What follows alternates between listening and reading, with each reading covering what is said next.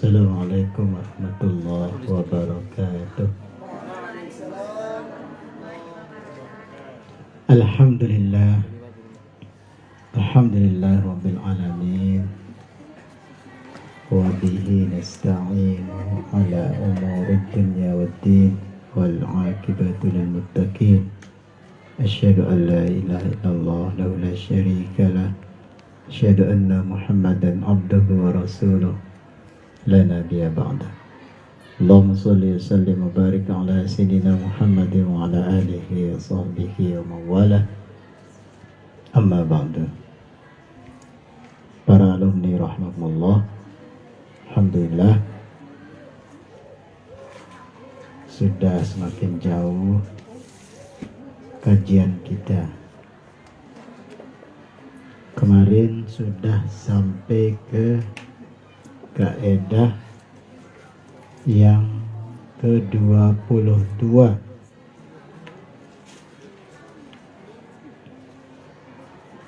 yaitu hukum-hukum syariat yang sudah mutlak tapi tidak ada ketentuan khusus. Tidak pula tertulis dalam bahasa, maka dikembalikan kepada urf, adat istiadat. Dan sudah banyak contohnya kemarin. Kajian kita kali ini Al-Qaidatu Tsalitsatu wal 20, kaidah ke-23. Jika ingin tahu kaidah ke-22 dengan beberapa contohnya, tinggal klik kembali HMT Media. Bisa didengarkan di sana. Kita masuk ke ranah pembahasan al-ijtihad. Kaidah ini sungguh indah. Al-ijtihadu la yanqudu bil ijtihadi. Formula ijtihad yang pertama tidak bisa dibatalkan atau tidak batal dengan ijtihad kedua.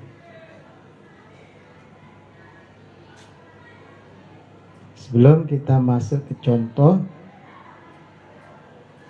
apa ijtihad itu? Al-ijtihadu bazlul wus'i fi naili hukmin syar'iyyin amaliyin bi tariqil istinbati. Ini salah satu pengertian dari ulama. Ijtihad adalah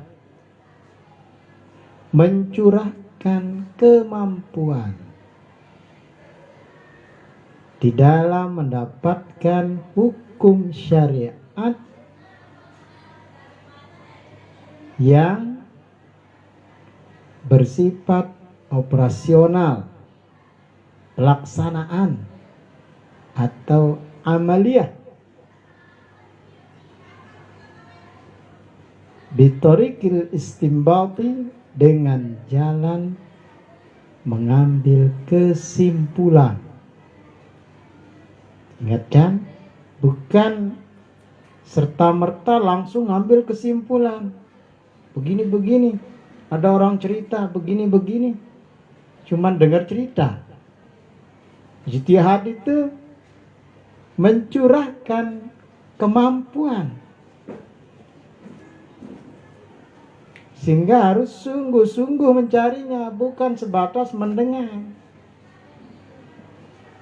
Seperti kemarin Pak Tuan ada tamu ini, Pak Tuan hanya mendengar cerita. Dia begini, begini, bagaimana hukumnya. Sehingga dari latar belakang yang diceritakan begini. Tapi nggak bisa kita mendengarkan satu cerita. Karena peristiwa ini membutuhkan banyak keterkaitan dengan orang lain. Hukum ini yang dipertanyakan. Sehingga Pak Tuan harus tanya juga yang lain. Tanya siapa yang terlibat. Sehingga kita bisa mencurahkan apa hukum dari suatu permasalahan itu. Bukan hanya diam duduk, kecuali hukum yang sudah pasti ada keterangannya, baik dalam Al-Quran, Sunnah, atau qaul ulama yang sudah ada. Tapi ada juga yang model baru permasalahannya, tapi sebenarnya tidak akan pernah terlepas dari hukum yang sudah ada. Corona datang, banyak perubahan hukum dengan corona. Bahkan adat pun berubah. Kira teruah ngadu nari, karena kita kanggo saling begibang mangan, kan? Kira ngadu nari kan ya, mosak ponjol. Demenan, saya demen si sekeji nasi na di Bali, demen yang du ponjol luian mau teh. Ponjolan namun teh begibang sekejian mau di kemangan lah tuh no. Dengan malon barang teh sekeji mau teh luwi mangan. Berkat paling sekejina adalah Jumat. Sekeji berkatnya, padahal Jumat itu adalah berkah yang sangat banyak. Lagu amun tono dengan roh sekeji berkat. Pak Tuan misalnya, jangan terlapar ulik turun berjumat, langsung di tempat lokasi hajatan, ya, nunggu temui, ingin datang kumpul, teman, lapar. Terus zikir dulu, zikirnya kan, dan bersintian baca surah Yusuf lah Jumat. Keroak dan sering keroak, lapar gitu ya, selabuan dengan lapar, sekenuh berkat. Sehingga Jumat Pak Tuan roh sekuah tenatakin ngetang sekeji berkat Jumat ini ya. Nah, diuli nih ngenang berkat kan. Ada sedekahan dong Eli, Azi, Besang li. Gue gang nari datang gibengan. Ya. Karena sudah lebih dari kebutuhan. Nah, ini kalau udah lebih dari kebutuhan, sedekahan ya. Cuma datang ya luian. Nah, itu namanya ijtihad. Jadi harus diteliti dulu. Ya. Seperti itu kerjaan mahasiswa itu. Kalau sudah skripsi harus diteliti, harus penelitian dulu. Kunjungan ke sini, wawancara terus teliti, dan harus panjang prosesnya ijtihad itu. Bukan langsung jawab, ya sah. Nah, teliti, apalagi ada orang ngelapor, teliti dulu. Sehingga kalau itu kaitannya dengan banyak orang, maka kita harus meneliti banyak orang. Baru kita bisa memutuskan hasil ijtihad itu. Sama dengan corona. Ya, sehingga fatwa MUI yang kemarin yang bisa berjalan di tingkat kota-kota besar. Tindek berjumat. Ya. Nah, seperti itu. Maka ulama juga harus meneliti. Tidak sembarang ijtihad itu akan menyangkut ruang lingkup yang lebih luas, tidak. Kadang dia terbatas, kadang juga ruang lingkupnya luas, sesuai dengan situasi dan kondisi yang diteliti itu. Apa masalah sebenarnya? Jadi, kenapa ijtihad yang pertama tidak membatalkan ijtihad yang pertama tidak bisa dibatalkan oleh ijtihad yang kedua. Nggak boleh seperti itu. Misalnya hakim sekarang ya memutuskan, misalnya siapa yang terlambat ngaji hari ini hukumannya penjara 4 tahun. Nah, misalnya ini ya. Jadi udah diputuskan oleh hakim nih kan. Nah, akhirnya jemak-jemak sang ya sogoknya hakimnya ditetau ya. Pelik amplopnya kan. Nah, akhirnya besok keputusannya beda dari ijtihad pertama. Jadi hukuman diralat. Hukumannya dikurangi 4 tahun penjara. Sudah bebas. Jadi nggak akan batal yang pertama itu. Tetap sah yang pertama itu. Ya, tetap sah. Nggak bisa batal. Kalau dia diperbolehkan seperti itu akan muncul mata rantai berikutnya. Sehingga hukum itu menjadi mata rantai. Yang kemarin batal, ini yang benar. Maka yang sekarang ini juga bisa dibatalkan oleh ijtihad esok harinya. Oh, hari ini kemarin saya sudah putuskan perubahan, hari ini akan berubah lagi keputusan. Itu nggak bisa, sehingga ijtihad itu nggak bisa dibatalkan ijtihad pertama dengan ijtihad kedua. Contoh ini ya. Minha diantaranya dalam kitabnya. Lau taghayyara al-ijtihadu fil qiblati,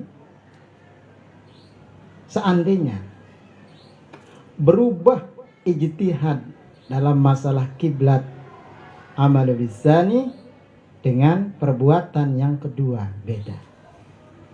Ya. Jal, Pak Tuan dulu pernah darat bareng teh mesak-mesak kan yang mapak kebon. Itu masih becet. Ya. Akhirnya mau numpang sholat di satu masjid. Diampik nih. Perasaan langan balik. Ngubarat. Ternyata salah. Salah. Besok lagi balik ke mapak itu ya. Mampir ke sana. Pas orang sholat. Ternyata salah yang kemarin itu. Ya, padahal kita sudah barat. Arah itu masih kanan. Tidak ada ijtihad. Padahal si aran masjid ini pasti harap mimbarnya kan.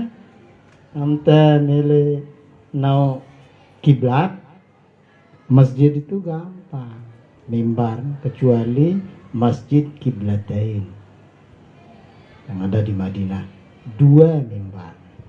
Dengan tumben ketuk bengak diandang.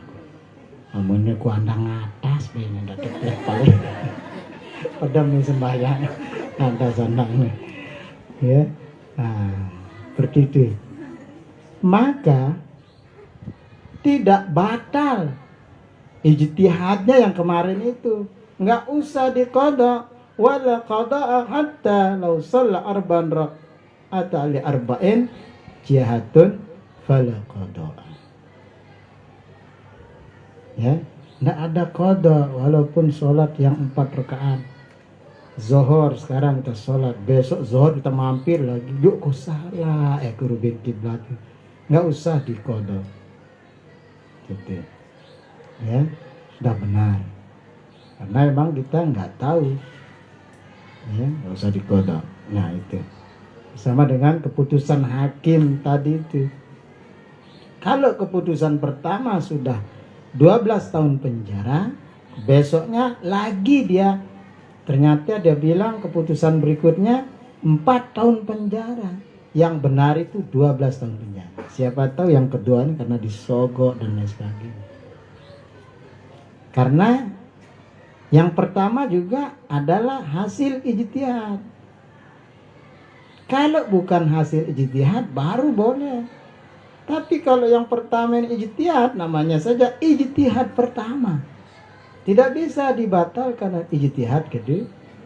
Kecuali yang pertama ini sebatas keputusan yang tidak diambil secara ijtihad sungguh-sungguh. Maka dia bilang, mohon maaf yang khilaf kemarin itu. Berarti dia nggak ada ijtihad. Tapi yang namanya ijtihad itu pasti sungguh-sungguh cari masalahnya itu. Sehingga diputuskan. Maka dia menjadi sumber hukum. Sehingga misalnya di contoh kedua itu tentang hakim nih. Lau hakamal hakim, kalau menghukum seorang hakim itu bisa dengan sesuatu itu summa taghyirul ijtihad, kemudian berubah ijtihadnya dari yang pertama itu, lam yang kudul awal, tidak akan pernah batal yang pertama, putusan yang pertama. Karena yang pertama sudah melalui ijtihad dengan saksi-saksi, akhirnya putuskan. Sehingga yang kedua ini mungkin ada rekayasa, mungkin dibayar-bayar. Nah, itulah al-ijtihad. Banyak contoh dalam talak, contoh dalam khulu. Khulu itu nama khulu ya.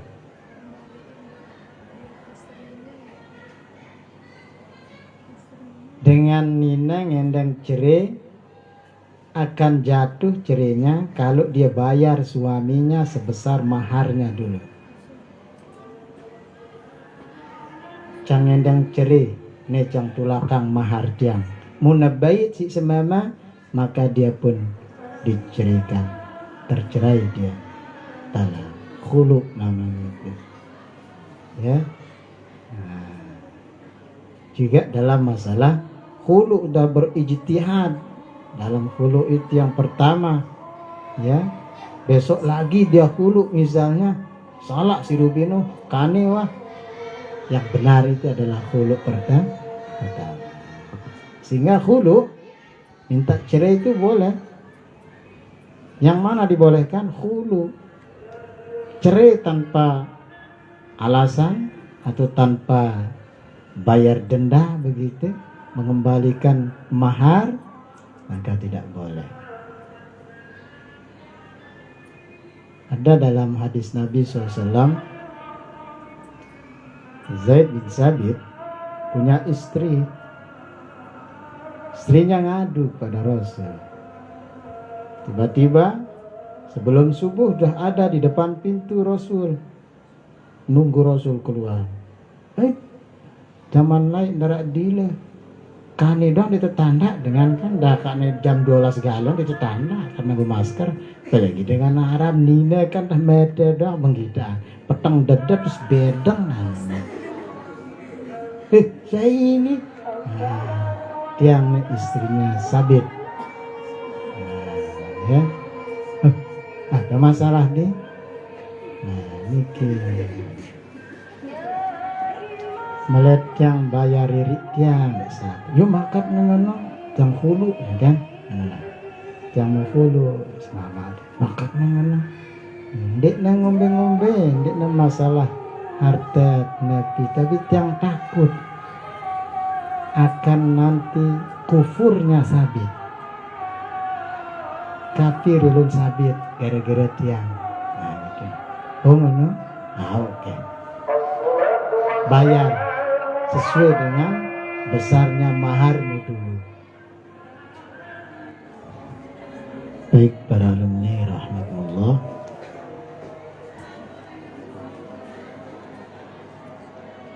kenapa ijtihad yang pertama tidak boleh dibatalkan dengan ijtihad kedua? Jadi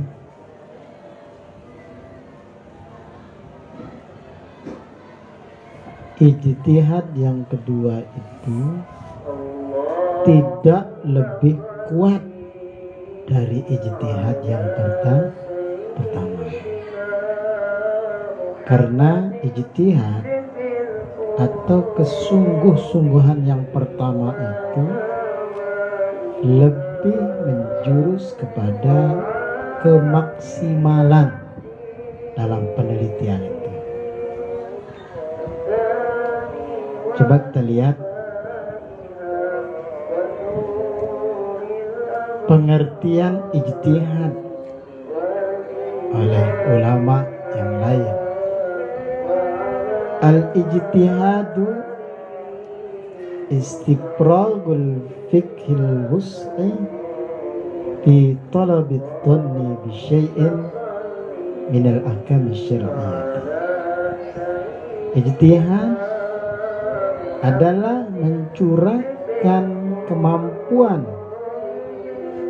yang seluas-luasnya di dalam mencari al-dhanni, permasalahan yang masih dalam prasangka. Namanya prasangka, bahasa kita sangan itu namanya prasangka, hukum yang belum pasti, masalah yang belum pasti hukumnya. Dalam masalah itulah kita mencurahkan kemampuan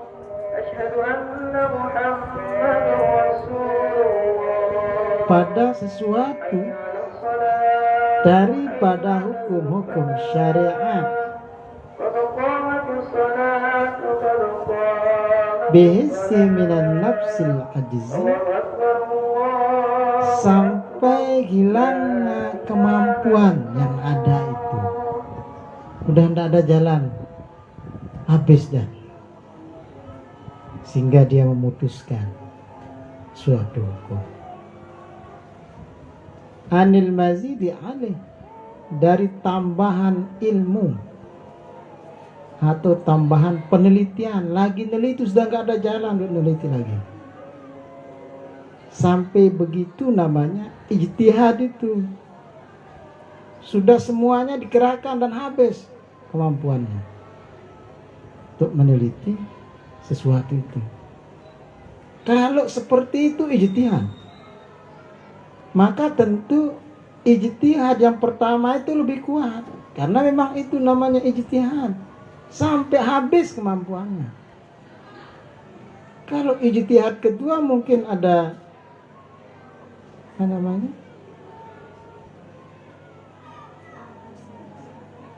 rekayasa, dipermainkan misalnya, ya.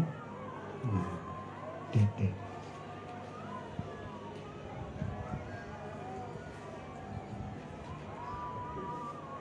Yang kedua, kenapa ijtihad yang pertama tidak boleh dibatalkan oleh ijtihad yang kedua?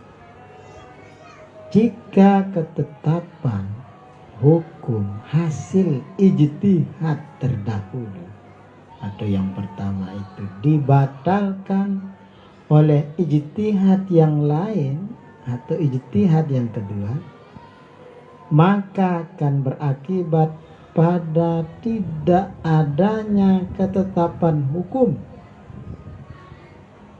Sebab yang terjadi adalah malah timbulnya mata rantai ijtihad berikutnya dan berikutnya, sehingga hukum itu dipermainkan. Ini zaman kita sekarang, hukum itu dipermainkan, bahkan ilmu agama pun dipermainkan. Tidak boleh mempermainkan ilmu agama, permainkan syariat. Misalnya perkawinan dipermainkan. Padahal perkawinan itu bukan perjanjian antara wali dengan seorang laki-laki, tapi sebenarnya perjanjian antara laki-laki dengan Allah Subhanahu wa Ta'ala, siap menjaga yang namanya wanita. Walaupun poligami, siap menjaganya. Kalau terlantar yang pertama, maka dia salah dalam berpoligami. Karena poligami, tujuannya Rasul Sallallahu Alaihi Wasallam poligami bukan semata-mata nafsu,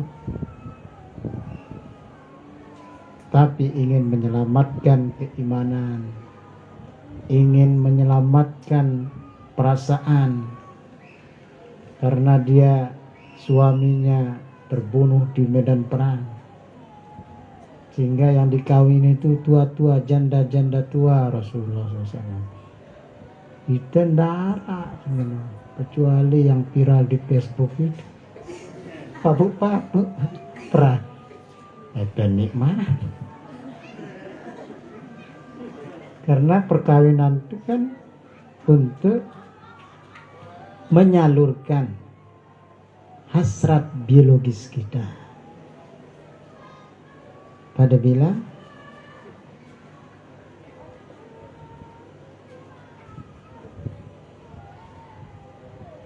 ya ayyuhan nasu taqu rabbakumul ladzi khalaqakum min nafsin wahidatin wa khalaqa minha zawjaha wa bassa minhuma rijalan katsira wa nisaa. Berpasang-pasangan dari jenis kita, sehingga dengan berpasangan itu kita bisa litaskunu ilaiha, condong kepadanya, kangen. Kalau yang seperti ini sudah tidak ada, litaskunu dalam rumah tangga tidak ada, maka pisah, cerai, karena sudah tidak bisa menjalankan amanat. Daripada amanat itu makin runyam, makin rusak, tidak bisa dijalankan, seperti alasan tadi itu, Habibah namanya, yang minta cerai kepada suaminya, takut suaminya nanti kufur, kafir,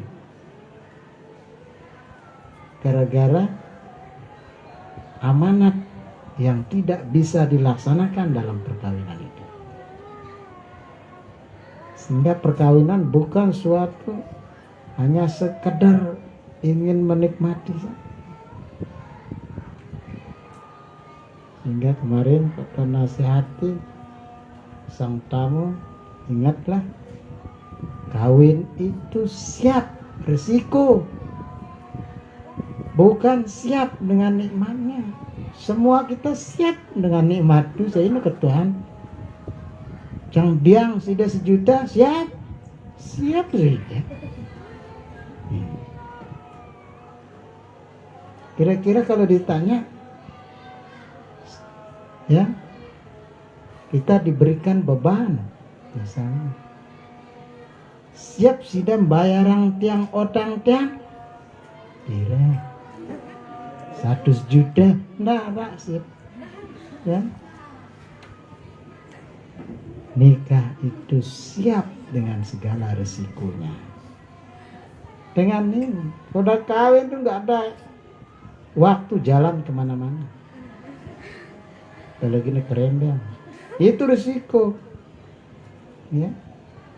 Jangan mau enaknya saja, karena banyak baik pemuda-pemudi yang kawin muda, dia hanya melihat enaknya dalam berumah tangga, tapi nggak siap dengan resiko.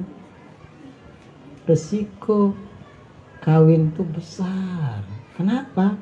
Nikmatnya tak bisa dihitung, cocok, resikonya besar. Yang paling enak itu perempuan, senang dan luar biasa, sehingga dia pun diberikan resiko yang besar, hamil yang melelahkan, kerembeng 2 tahun.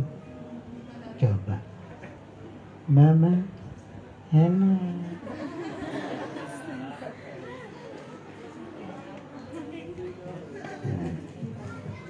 ya, itu resiko. Tapi resiko suami itu lebih besar daripada resiko lahiriah daripada istri. Tanggung jawab di hadapan Allah. Istri kita amanat ya. Kita udah janji. Hakikatnya kita ditanya dalam perjanjian itu, saya nikahkan kamu. Artinya dia tanya, siap enggak ini menjaga lahir batin yang namanya perempuan ini? Saya terima. Siap. Ya ajaknya gitu. Kan duit dengan bersiap. Berarti dia lupa dengan janjinya. Bukan janji sama wali, sebenarnya janji sama Allah. Itu hakikat perkawinan. Sehingga hati-hati kalau mau kawin itu. Yang pertama dipikirkan siap dengan tanggung jawab, resiko apapun itu siap. Bedian seni nada atau ketua-ketua periksa. Milena dokter spesialis atau resiko dah, maka dia pilih dah materi. Resiko. Nggak usah salahkan istri, kita salahkan diri sendiri. Kan resikonya itu. Kenapa pilih yang materi? Tapi cewek yang nggak materi itu nggak mengasihkan.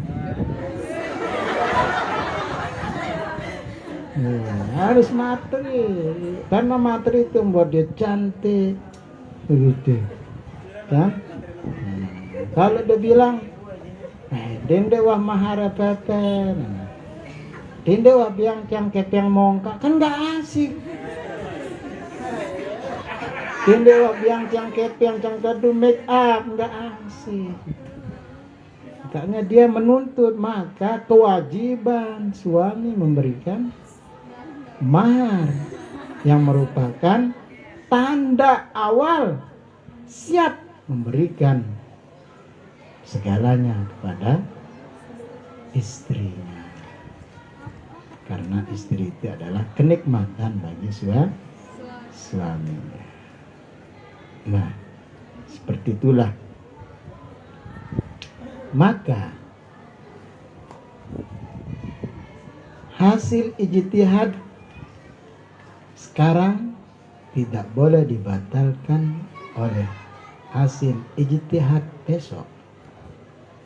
Kalau boleh, maka yang besok juga boleh dirubah dengan hasil ijtihad hari berikutnya. Karena boleh, hari berikutnya boleh juga dibatalkan oleh hari-hari berikutnya.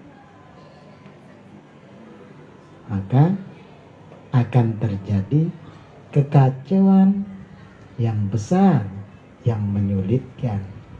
Bukan yang berijtihad saja yang akan kesulitan, tapi umat lebih sengsara dengan hasil ijtihad yang tidak konsisten itu. Tidak istiqomah dengan hasil ijtihad. Kita yang bingung jadi orang awam, karena ngenuh nih hukum. Boleh wah. Rubi tidak boleh. Kani jak boleh. Cuma rumbian tidak boleh. Cuma boleh kani jak nih. Nah, itu tumpang tindih jadinya hukum itu. Saling det hingga memiliki mata rantai terus tidak akan habis-habis. Nah, begitulah para alumni rahimakumullah. Sehingga memang orang yang berijtihad pun, yang namanya ijtihad, karena ada kesungguhan dengan beberapa alat seperti ilmu dan ilmu yang banyak, maka ijtihad itu tidak sembarangan orang bisa berijtihad. Karena memang ijtihad itu seperti tadi itu, melakukan penelitian terus sampai habis sudah. Tanya sini, tanya ulama, terus tanya. Nah, ya. Sehingga muncullah hasil ijtihadnya. Karena begitu rumitnya sehingga dihasilkan ijtihad, maka tidak boleh dibatalkan lagi. Ijtihad yang pertama dengan ijtihad yang kedua itu. Baik, begitulah tentang ijtihad.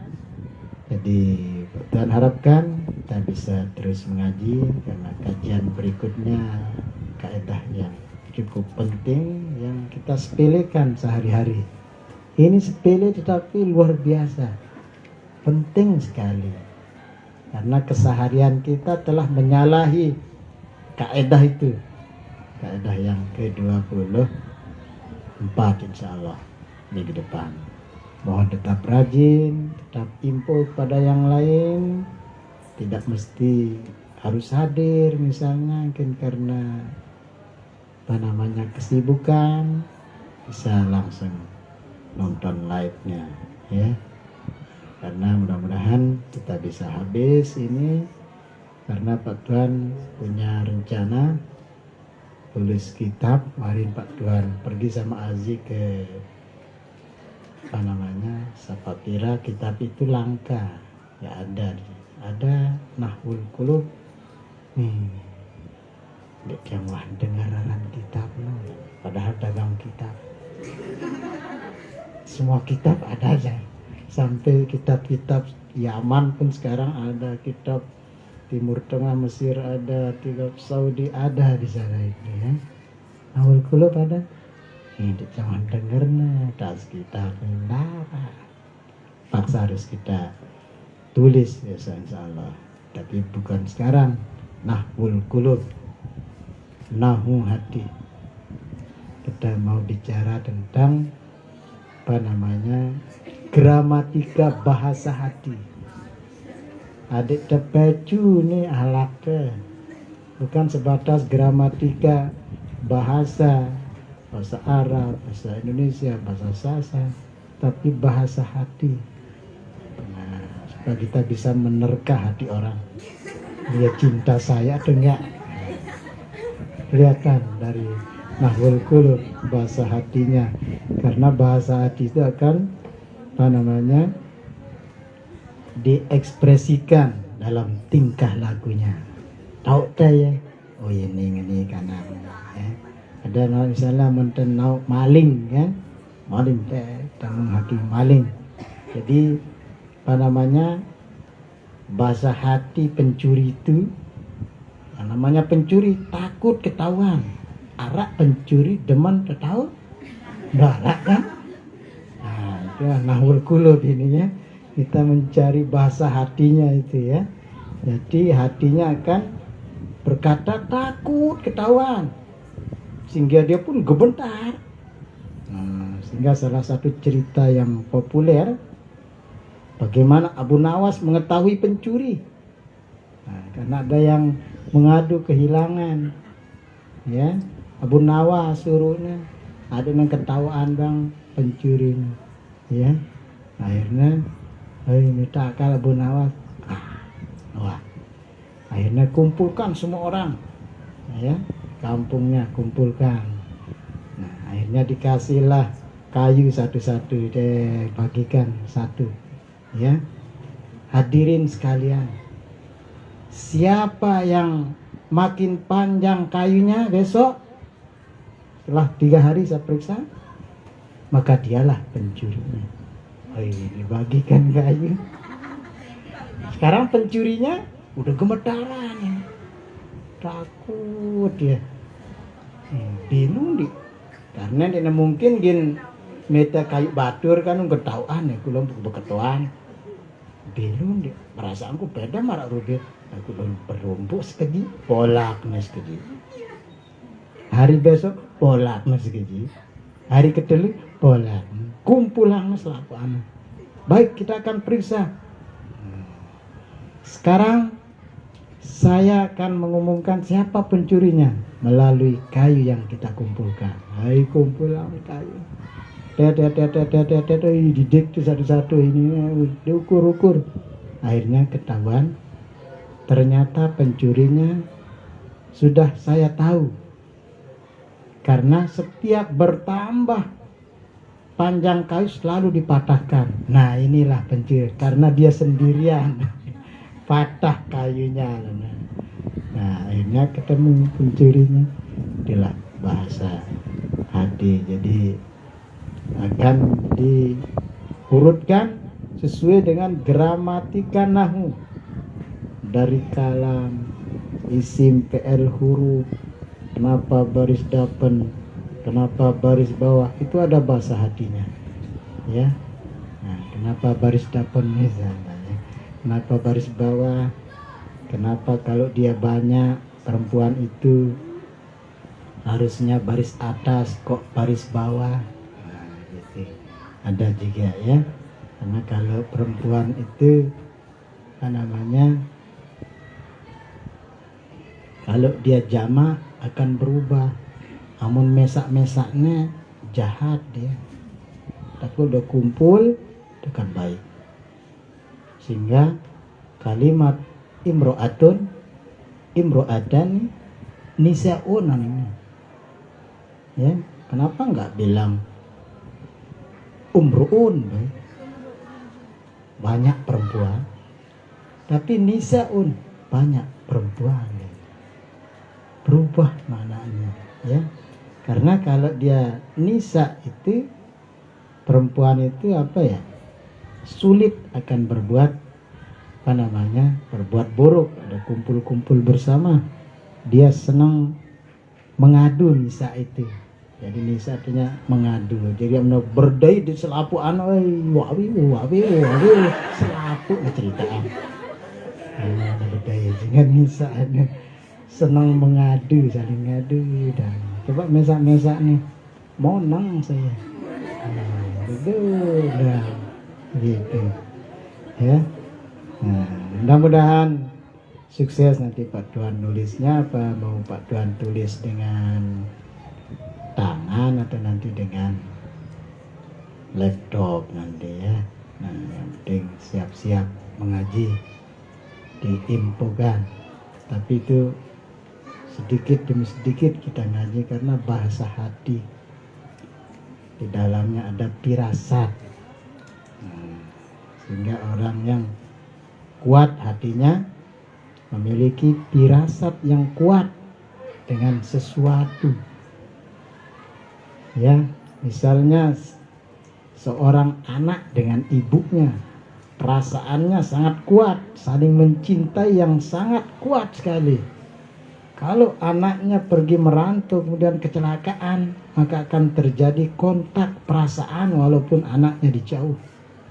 Kaget ini, para Ipin Upin sangat mencintai Ipin Upin, empahnya nih kan. Jadi pakai li anu itu pas main hujan kan, kaget opahnya nih balik. Nah gitulah tanda cinta yang sebenarnya ya. Namun ndak ada rasa, dekat saja ada rasa, tapi kalau jauh nggak ada rasa berarti sinyal cinta putus.